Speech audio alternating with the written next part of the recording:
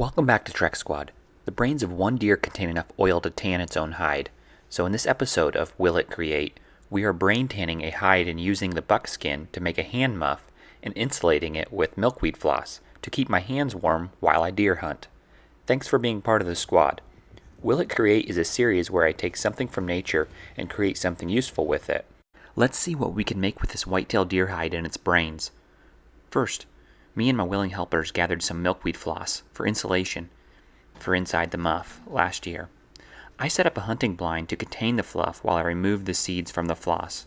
Don't worry, I saved the seeds to replant for the monarch butterflies.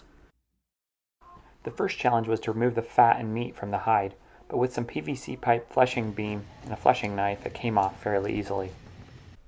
After I framed and dried the rawhide, it was ready for the membrane to be removed. It'll need to be removed so the leather will accept the brain.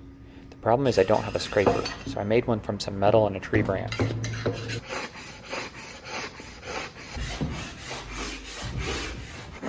Next, I flipped the hide over and removed the hair and the layer underneath the hair called the epidermis. Then I went back with sandpaper and touched up as needed.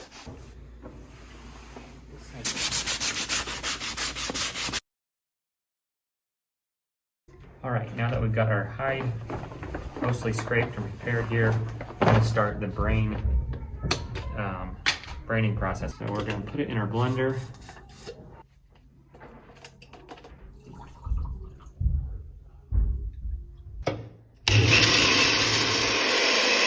It looks actually kind of good, like a strawberry. Ooh, that stinks, like a strawberry milkshake. So I'm going to add 1 gallon of water.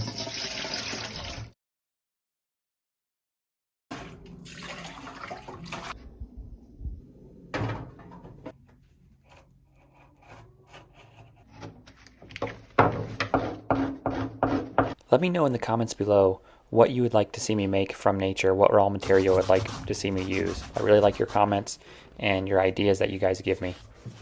So after we had the hide all cleaned up and we got the braining solution up to a simmering temperature, we put it in there and got the hide all submerged in it. And then we wrung it out and did that multiple more times. I think like 3 more times just to try to get brain worked into the hide.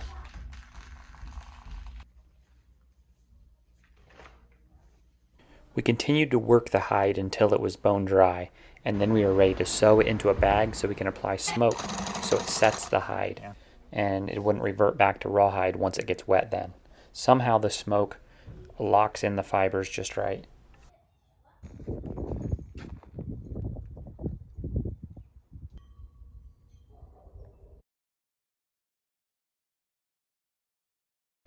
Once one side of the hide was smoked, I turned it inside out and smoked the other side.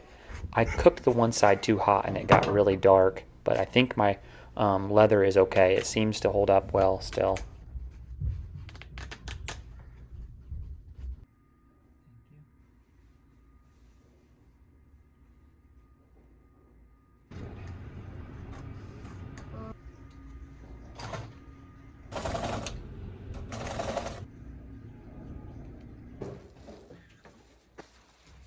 Yeah. Does it feel like a cloud? Yeah. No, well, I never touched that cloud, so I don't know. That's good. It's a good answer. What if... It needs to go like this.